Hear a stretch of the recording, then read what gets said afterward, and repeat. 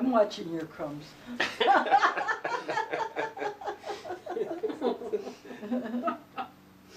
Anyway, so tell me about Grandpa's career. Again, I know just bits and pieces, but it was basically just World War I to World War II that he was in law enforcement, wasn't it? Mm-hmm. 20 years. Yeah. The reason he left the Navy in 1922, Mm-hmm. he had been his first 4 years in the Asiatic Patrol on a gunboat, Mm-hmm. mainly in the Yangtze River and the Philippines and some of the South Sea Islands, because I don't know where he got that boat from. I'm Okay. still trying to find that. And then he came back to Mare Island, met and married my mother, who had come down from Canada because she had developed tuberculosis. Mm-hmm. She was exposed to her father when she was an infant, and her father died of tuberculosis. And after some stressful incidents in her life, it became full-blown. Yeah. So she had treatment in Canada and then moved to a warmer climate, which she thought Vallejo was. And she was working in a department store there and met Dad, and they married. And he went to electrician school there. Then he was sent back to New London, Connecticut, and was on submarines all during World War I. Mm-hmm. Out of New London, Connecticut, the N3 and a couple of the F boats. And one of the submarines was hit by a torpedo that was a dummy fired by an English transport. So it didn't explode, it just left a big hole in the side of the submarine. And it's got good pictures of the torpedo and the hole of the submarine. So then after, when World War II ended, World War I. World War I ended, yeah. He was transferred to the sub-base in San Pedro. Mm-hmm. So he was at the sub-base in San Pedro, and my mom, and playing football in the Navy too. Really? They had a football team, and at Trona Field. The Navy had had a nice football team. Everybody played on the Navy field. Who would they play against? Just so I don't know. I think they played against the battleships. They played against the destroyers. They had, segmented. I don't know how the Navy worked. They're just all Navy teams playing against each other. Okay. And he weighed about 210 then. And then he went ashore, and there was a qualified electrician, first class, left in charge, and there was a fire started on the submarine. And they court-martialed my dad. Well, he protested, but they court-martialed him anyway, so he wrote to Roosevelt, who was the Assistant Secretary of the Navy at the time. And Roosevelt disallowed it. They said, they didn't have that authority, that he left a qualified first-class electrician in charge who was perfectly capable, and he should be held responsible. So then my dad went out of the Navy at the end of that tour and went right on the police force. Okay. And that was in 1922. So things I remember him being involved in a couple really rough shootouts in apartment buildings, in narrow hallways. Ooh. And written up in some murder, the murder mystery magazines they used to have, write-ups in there. I remember him making trips to pick up prisoners in other states because he'd always bring me home a doll every time he went.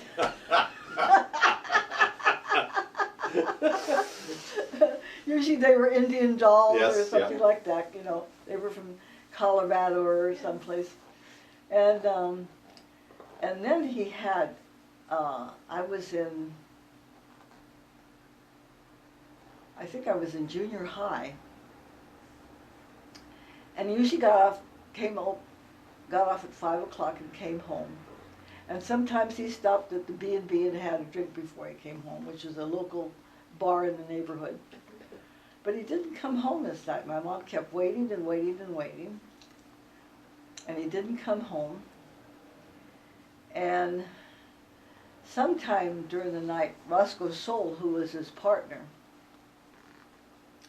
came to the door with my dad's bloody clothes. And said he was in the police receiving hospital, which is Georgia Street Receiving Hospital in the 77th Precinct, that he'd been beaten up.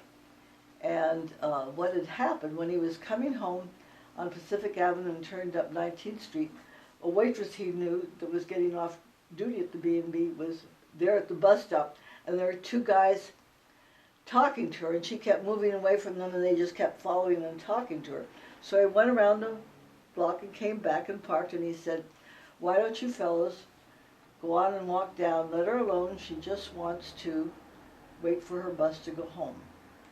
So while he's talking to one, this one comes up behind them and hits him over the head with a gun, and then they kick and beat him. He lost all his teeth. When I saw him 2 weeks later, he had the imprint of a heel on his cheeks, with all the little, round things that are in the heel print.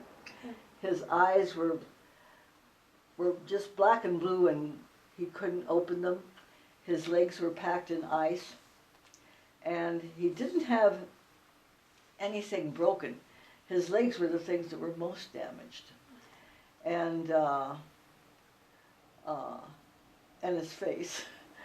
And it probably would have killed a younger man. He was in the hospital close to 3 months before he got out. Now, one funny thing here, my grandfather up in Watts had been a LA County deputy sheriff. Well, he was going to find out who did this. And he phoned my mother and said he was putting on his gun and he was going to go to San Francisco and find out who did this. Now, I don't know where he was going to look in San Francisco. But was this your dad's dad or your mom's dad? My dad's dad. Okay. Yeah, my dad's dad. John W. Fickes. Anyway, they never found who did it. It was probably either transit seamen or it could have been longshoremen who were still holding a grudge. Yeah. They don't know. And they never found anybody. But he had lots of trouble with his legs after that. But it would be funny because sometimes we'd walk down the street and someone would greet my dad and my mom would say, "Who's that?" And he says, "Oh, I sent him up for 10 years, But there was a different relationship between the general population and police, and even among criminals and police. Yeah. It's very, very strange. And so there were, I don't know what the ruckus was politically. It was when there was such anticipation or fear about communists. Mm-hmm. And the IWW, International Workers of the World. Yep. And they didn't know how those organizations were going to affect the unions or what kind of action they were talking. And that was just sort of subliminal. I didn't understand much of it. So I didn't know that part of it. Now, Grandpa he was a detective at least part of that time, wasn't he? During Yeah, his he's a detective lieutenant. Mm-hmm. Yeah. Most of the time I knew him. He was never... He was a patrolman in his early years when he got kicked out of Hollywood. Oh. But he was a detective down there. And it was very funny because the guys that came to San Pedro loved San Pedro. Mm-hmm. They didn't mind being kicked out down there. Yes. Yeah.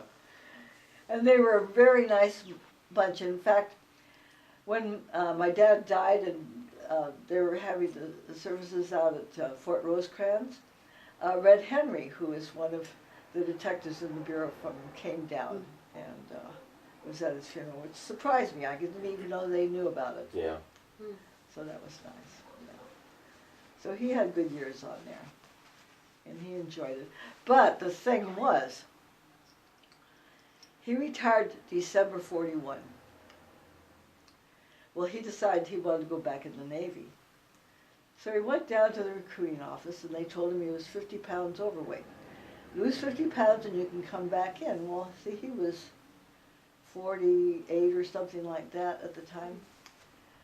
So he's determined he's going to go back in.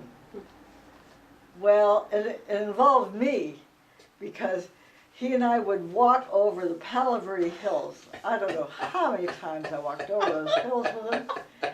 And he'd come home and he'd eat half a head of lettuce with mineral oil on, and he'd fix me stacks of little pancakes, which was the only way he could get me out to walk that distance with him. But he lost 50 pounds by May and went into the Navy, which is pretty incredible. Yeah. And it was fine the first year he was there. They put him in charge of shore patrol in the San Pedro Long Beach area. Well, it was perfect because he had such good relationship with the LAPD, and it worked out good for the sailors because a lot of times he'd bring them home, let them sleep on the couch or the swing on the front porch, and then take them back to their ship. So he was kind-hearted, but if they really wanted to fight, they were locked up. They were put in the slammer. That's all there was to it. Then he got orders to go to the USS Beaumont, the AM-105, which was a fleet minesweeper. And it's all electrically operated. Well, his rating was chief electrician's mate, because that's the rating he went out with, and that's the rating he still had. And my dad fretted about this. He says, I haven't done any electrical work for 20 years. I don't know what help I'm going to be there, and I don't want to not be able to do the job. So the ship was under construction in Beaumont, Texas. So he went down there and reported in. And he said, Captain, I have to tell you this. He said, I've been on the LA police force for 20 years, and I haven't done any electrical work. And I don't know what kind of help I'm going to be to the ship. And the captain says, well, I'm an electrical engineer, and I don't know anything about the Navy. So he says, if you take care of Navy things, I'll take care of the electrical things.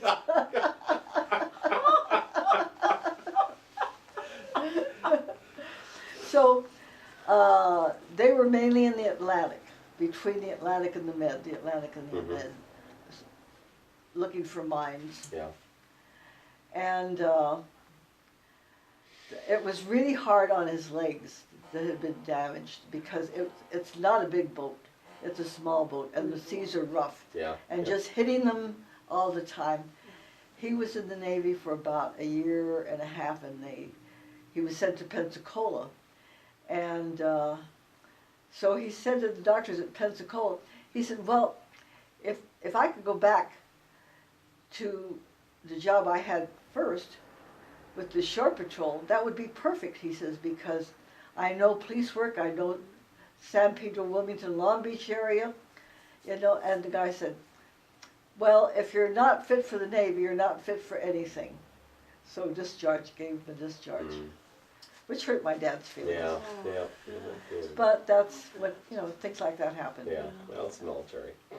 But that's mainly what I know of his career. Okay. And the Detective Bureau was a nice bunch of guys. Now, where I was misled, I was allowed to go, I couldn't go below Mesa Street in San Pedro.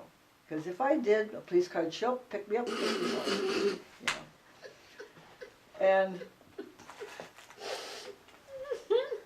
And so, and I could always count on the police department. If I needed something, they'd do it.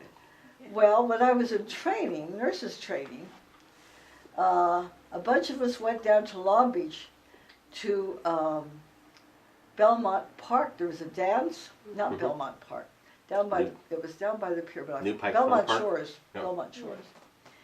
And so when we got back to leave, there were no Pacific Electric cars running back to Los Angeles to the hospital. And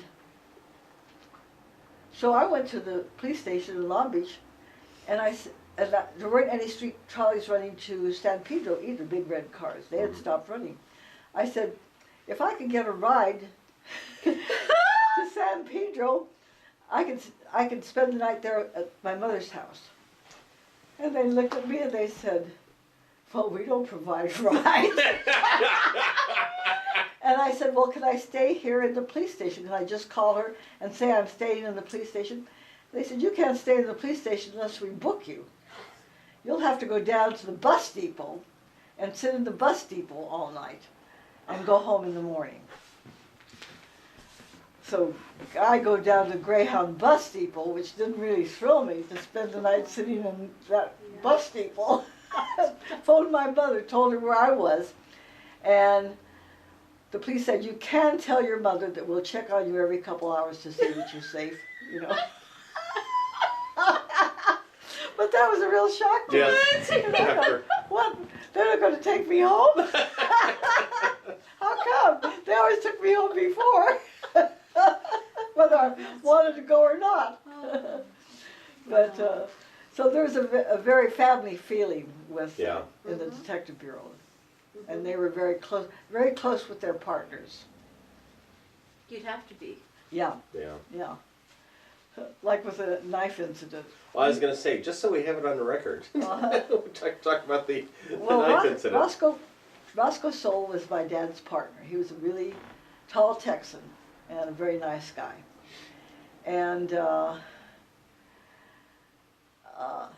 he and my dad got a call on this potential suicide case in a home. And so they went out to investigate, and it was this Russian butcher who had killed himself. And he had left a note that he wanted the money that he had sent home to Mother Russia. Well, my dad said, well, this is a pretty open and shut case. There's a knife, there's a note, there's the money. But we're not sending money back to Mother Russia. You know, communists weren't popular. This was even in the 30s, they weren't popular. So they decided to split the money themselves, and then they took the knife in and had it in for evidence of the murder, and the coroner gave his opinion, yes, it was murder.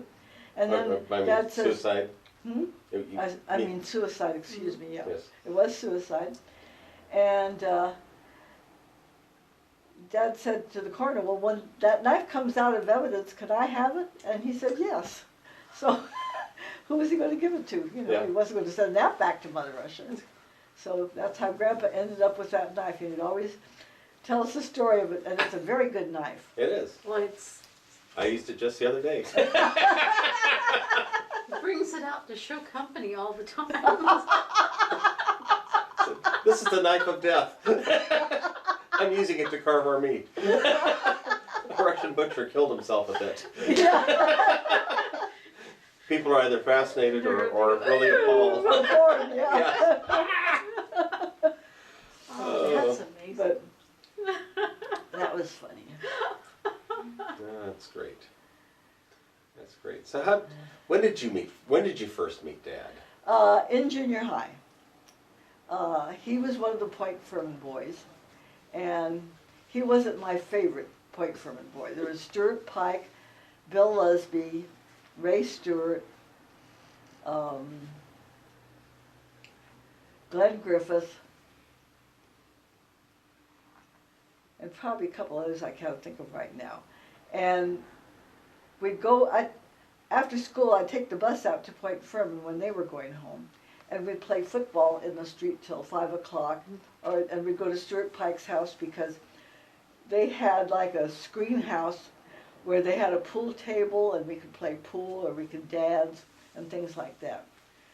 But what annoyed me about Johnny is that we'd go play tennis at White's Point, and then we'd go down on the shoreline on the rocks there to take our shoes off to cool our feet and stuff. and he'd throw rocks at my feet, and those big bumps on my feet where he'd hit me on the feet with rocks. Rocks his size. And my mother was so mad at him because I couldn't wear my shoes the next day. He was rather obnoxious. He'd be at the dancing, but he was just sort of pesty, And I went with Ray Stewart. I went with Stuart Pike. I went with different ones of the boys. Never Johnny. Didn't like him that much. So when he graduated, I was going with Ed Davis at that time when he graduated, and he graduated in June of '41, but he finished early. It must have been like March or April, and he wanted to go in the Navy. His dad had been called back in 1940, and his dad was gone. His dad had been a signalman, and his dad was assigned to the Nitro, which was an ammunition ship. And his mother didn't want him to go in the Navy, and he kept pestering her, and she says, well, if you'll go with me to the chaplain, we'll let the chaplain decide what's best for you. Well, you don't want to ask a Navy chaplain. It was a Navy chaplain, okay. If the Navy's good for you, that's the wrong person to ask. So he says, well, I think that's a good choice for him to make. So Dad joined the Navy, finished boot camp at San Diego, was assigned to the San Francisco heavy cruiser, C-32, and it was at anchor in San Pedro. The ships didn't tie up in San Pedro. They anchored out in the bay, all the battleships. That's why Dad loved the Navy, because on Sundays, all the battleships held open house. People could take a water taxi out and visit them, could eat on them, and they had wonderful chow. And of course, you had to realize the Depression had not been too long before, so it was an appealing come on. Yeah. And so Johnny was attracted to the Navy for those reasons also too. And so it was there, and then in June they left for Pearl, and on the way out they ran into a hurricane. Well, they were past the hurricane, but they got a message that there was a Navy barge ship being brought to San Diego from Panama that had broken the line, and the barge ship was just bobbing along without any engine of any kind and with men aboard, and they were to go back and rescue it. Well, this was before radar, so they really didn't know too well the path of the storm, as far as I know. And they went back through the hurricane, and they lost all their whaleboats. They lost one of their patrol planes. They had 2 seaplanes that they used for patrolling, so they could look for the enemy and so forth. And they lost one of the airplane mechanics over who was trying to save it. So when they got to the barge was bobbing and was just fine. Everyone was fine. So they stayed there until another tug ship could come out and pick them up and continue. So then they went out to Pearl for repairs. And they were in the dry dock. They had to offload all their ammunition while they were there because of the nature. Oh, and one of the #1 gun turret was flooded. So that had to be repaired too. And so they had all their ammunition off the ship so there wouldn't be any fires or explosions while they were working on what needed to be fixed. And when Pearl Harbor broke out, so they didn't have guns to shoot with, they just had handguns, which aren't too effective. Yeah. With what they used. And the one thing it was, and then when that was over, they spent all that afternoon in whaleboats picking up bodies or people that were still alive out of the water, all afternoon. And then that night when Dad was on duty, there was this big light shining on him at the shipyard. And it made Dad nervous, so he shot it out because He was, Didn't want to have light shining on him with No. his Japanese came back. I know, and I thought yeah.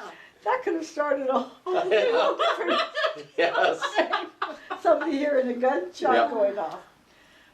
And so I didn't see him, and then I was going to stay with Jerry Gannon. Jerry Gannon went in the merchant. Everybody in my high school class went into the service that could. Everybody that could. They mainly went into the Navy, some into the Air Force. That was Fuzzy White went into the Air Force. Norman Doolittle went into the Army because his dad was Army, but almost everyone, and some went into the Coast Guard, but everyone went into the service. There wasn't anyone. Well, poor Paul Berglund had high blood pressure in high school and couldn't go in. And he apologized for that for 20 years afterwards. He felt terrible that he couldn't go into the service. You know, he just felt completely left out of it, and that all his friends went and he couldn't go. That was, you know, it was like he really admired everybody that went, and he couldn't participate. But he was the only one that I knew that didn't go. And James Bone, the guy that shot with the BB gun, he was on the Houston when it went down in the Coral Sea. Oh. And the fellows on that ship, they lost everybody on the ship. Most of them due to sharks. Yeah. I mean, sharks got whatever Yeah. didn't drown or weren't killed by the Yeah. conflagration. Yeah. Yeah, that was pretty sad. But, so Dad was gone those years, and nurses training, it was so funny. My mom took me up because my dad was gone in the Navy when I was accepted. First I went to Compton College, you know, which makes people really laugh now, anybody going to Compton College. But there were about a half a dozen of us that went to, and most of us were they had a pre-nursing course, so we'd take a year of college before we went into training. And Pat was going to art school up in LA.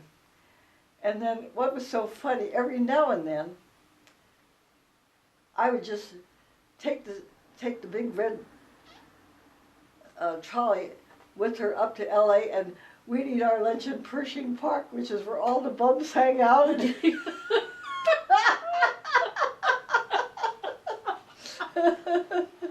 But that's where we'd meet in Pershing Park. So then after I got out of Compton College, I went to work for the Navy Supply Depot. Now what was even funnier there, Pat was working there, I was working there, Doris Lesh worked in the lieutenant's office and got us all fake IDs so it said we were 21, so we could go in bars. And Johnny's mother was a security guard.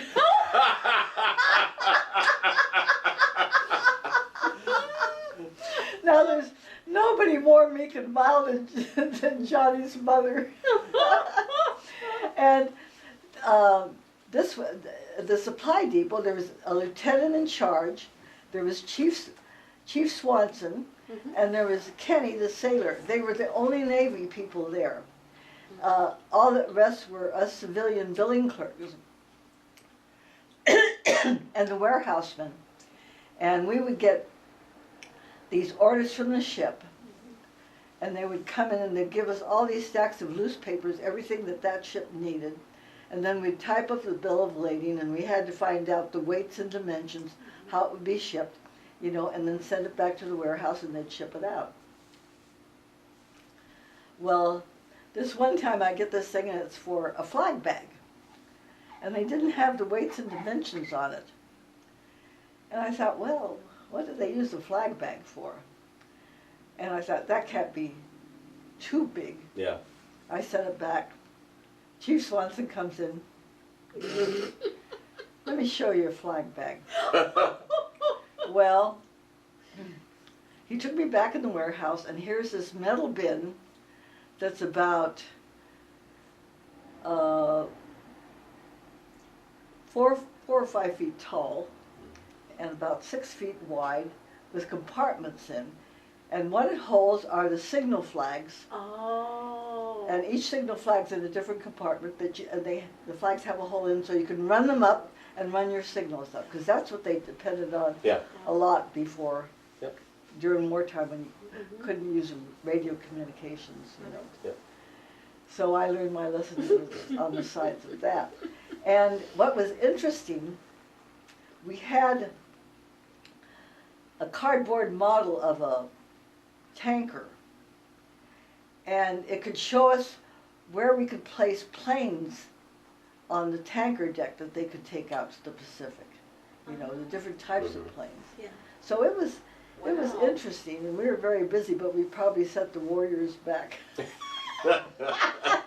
So, because we were it's just a bunch of 19-year-olds not knowing what they're doing. and anybody could get by Johnny's mother Oh, and yes. security. But so then I got a notice that I was accepted into the School of Nursing and to report there on a certain day. And so my mother took me up. Now I can't remember, somebody had to take us up in a car because my dad put our car up on blocks when he went to war, because he didn't want me to try to drive it because he knew I couldn't drive. My mother didn't drive, so somebody drove us up. So my mother goes to the nursing home with us, and when you're a probationer, you have a private room. Took me to this little bare room that had an old hospital bed in, you know, this bare desk and chair and a dresser and a closet and a sink in the corner. And she said she cried all the way home. Because she was leaving me in such a desolate room. So we were issued our books, we were issued our uniforms, and we were in the cadet nurse course, so the government paid for our books and our uniforms and our room and board in the nursing home, and gave us $5 a month spending money, Wow. which was a big help. Yeah. And most of the nurses in the hospital, it was a 3,000 bed hospital, so it's a big hospital.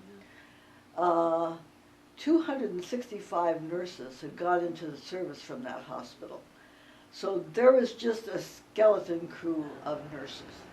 Most of the supervisors, the head nurses, stayed, but all of the other nurses went into the service. So 98% of nursing care was done by student nurses. Well, the thing was, it didn't bother us, the student nurses. We didn't know anything, but I'm sure it must have been a concern to the patients and the rest of the staff. Because you know, when you're 19, you think you know everything, and when you're 21, you find out how little you know. And I think of it now, you know, after our 6 months, when we went through nursing arts and everything, you had to do every procedure 3 times before you could do it on your own. You had to be checked out and everything, you know. You had all your required nursing arts classes in the first 6 months. And then you were just turned out on a shift, and you passed medicines, you did treatments, you did whatever you were told to do, you know, and you observed the patient, and you hoped that you observed them correctly. You know, that you had some know-how, but I don't know, you know, now I think of it as being overwhelming. But it didn't bother us. But we worked so hard, because we would have, there were, let's see, 27 patients to a ward. So one nurse had 27 patients, you know. And sometimes on evenings and nights, you'd have to cover 2 wards because there weren't enough nurses to go for one ward. And you don't know how you'd get it done. You know, you don't know how you'd get it done. And in the, in the rest of the 2.5 years, sometimes you'd have 4 hours of class a day. So your other 4 hours may come from 1 to 5 a.m., you know, or from, they actually sometimes worked you worked from 7 to 3:30, got off at 3:30, came back and worked 11:15 at night to 7:15 the next morning, went off, came back the next morning came back that next evening 3 to 11:30, so you'd work 3 shifts in 2 days. But they finally disallowed that, they said you couldn't do that. And it was 6 days a week. You work 6 days a week, lights out at 10 o'clock, and that meant lights out, so you couldn't study late. One night the electricity went out and I had a candle-lit typing session trying to get a paper for the next day because I'd let it off to the last minute. And we had house mothers who were very strict, you know. And I saved a note. One evening, I was going on at 11:15 at night, and I stopped by Margaret Helma's store because she was going to go on at 11:15 too, so she could walk up with me. And a house mother came by. The next morning on my door was this, Miss Fickes, apparently you are laboring under a misapprehension. There is no visiting after 10 o'clock at night, whether you're going off duty, coming on duty, whatever you're doing. No visiting. I mean, they were unreal. But we'd go home for our 1 day a week, and we'd bring back our suitcase loaded with food from home, Yeah. you know. Yeah. But, you know, it was hard, but you really had to learn a lot because, and they had it well divided. You'd have 6 weeks medical care, 6 weeks surgical care, 4 weeks psychiatric, 4 weeks communicable diseases, you know, 4 weeks ENT, and that might be, I had 2 weeks of eye surgery in clinic and then 2 weeks of ENT ward. So you got to every division. All your diabetics were on 2 wards.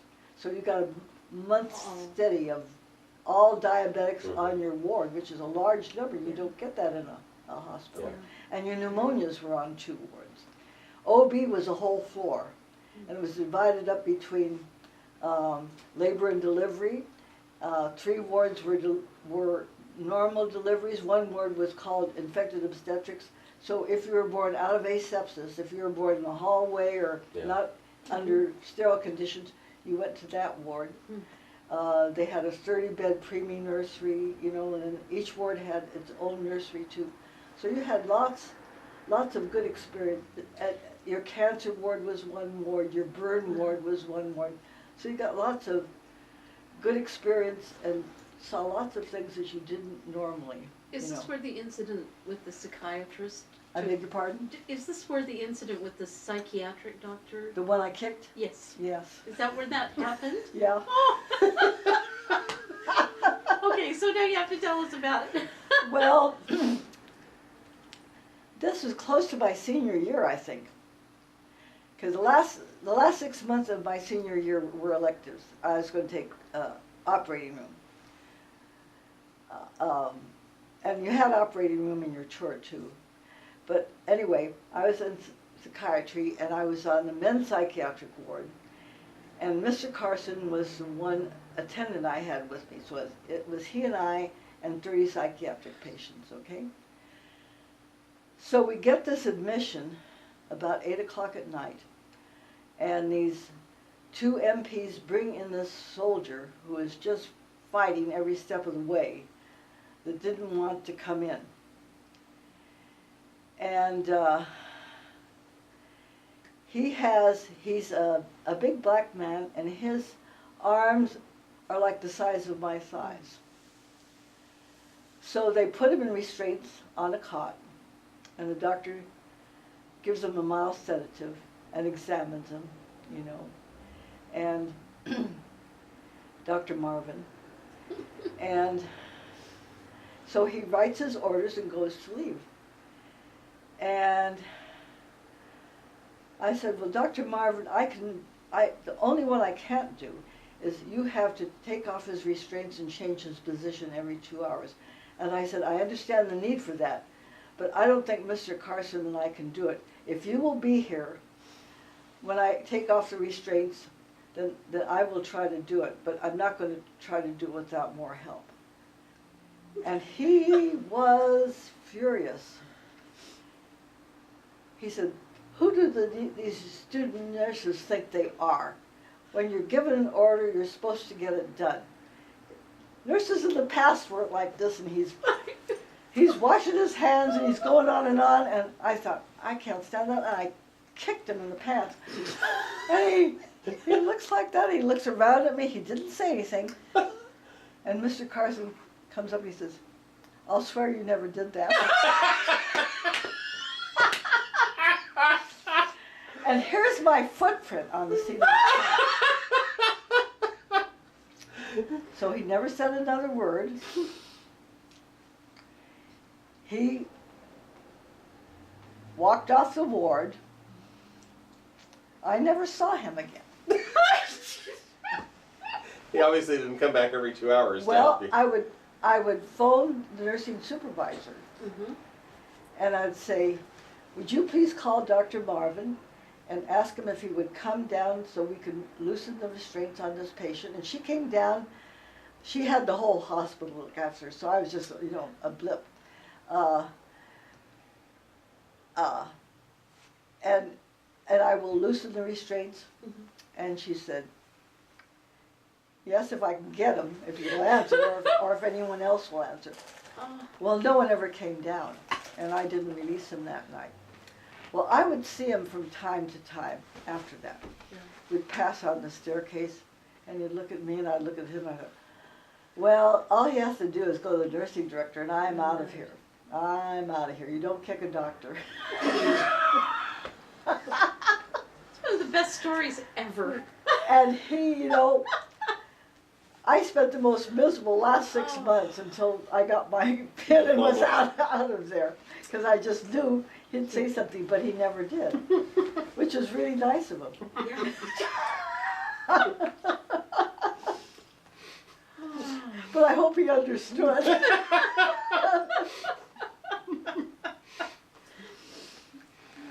But I thought, you can't be impulsive. I mean, you should be impulsive. But I was just so sick and tired of, that. Because that, they thought you had to do everything they wrote down. Yeah. And you don't. If you can't do it, you just have to tell them, I can't do that. Yeah. If you don't know the procedure, say, I don't know that procedure, I can't do that. You're responsible. I'm responsible for what I do, and if I can't do it, I gotta tell them I can't do it. So. So tell us about when Dad came home in the middle of the war. Oh, well. Actually, to whatever extent you know the details, because I only have the biggest ones, about Dad coming home and getting kicked out of OCS for hitting one of his instructors, I believe is. Yeah.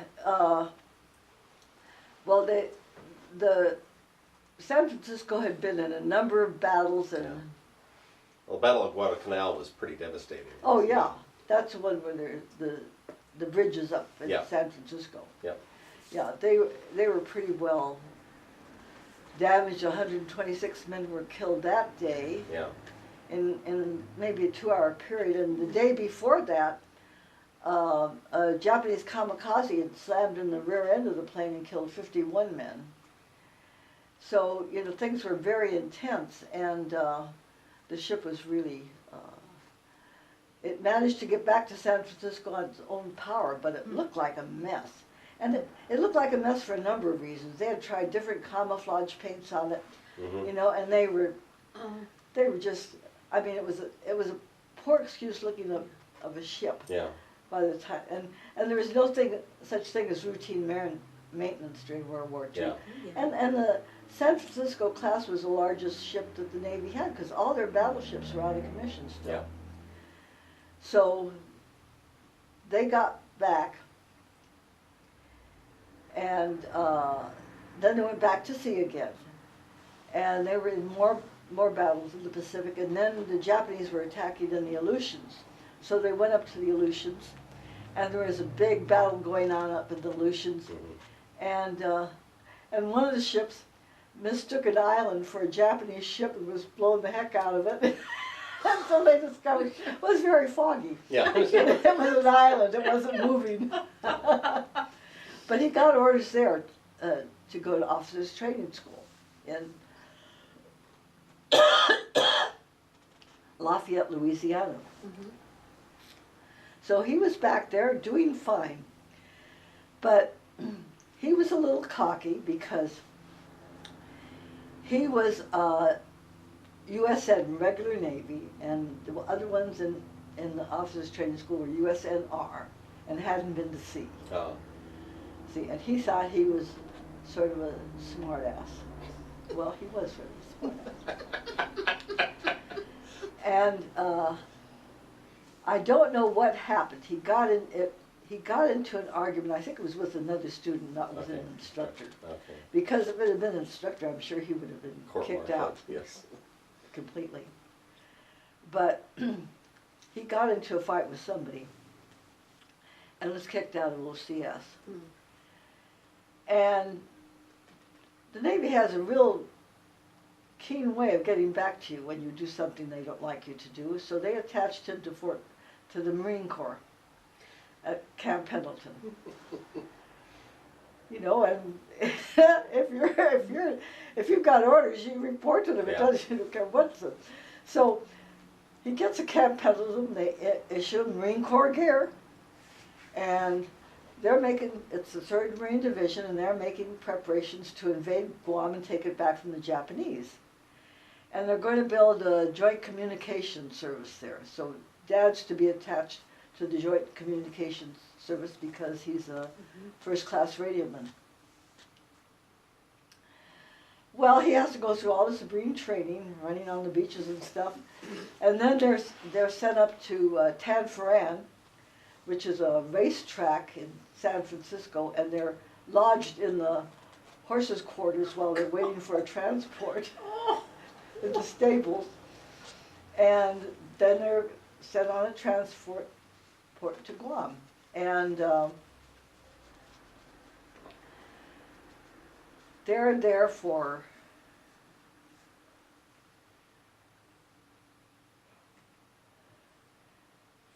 from, I guess it was 40, I can't remember if it was, I think it was 44 when they took Guam. He was in I think it's August 44 is the invasion of Guam. Yeah. And so he was on Guam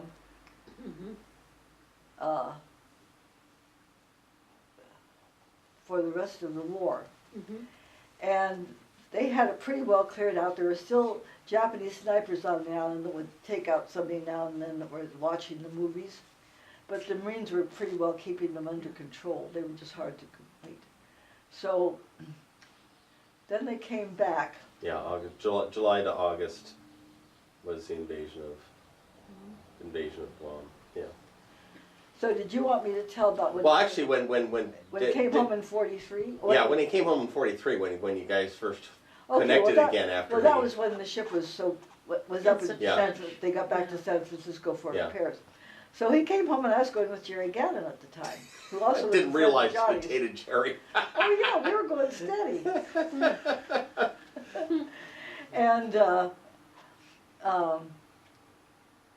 Johnny came home, and we fell in love just like that. You know, it was before I went into training. I was going to Compton Junior College at the time, and he was home for 2 weeks and left, and I broke up with Jerry, and was going with Johnny.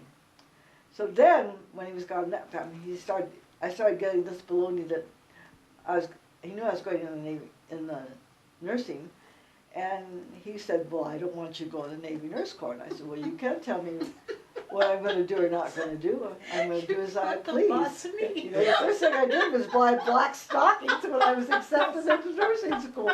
I was that confident. So we broke up, and I went out with a number of other guys Mhm. then.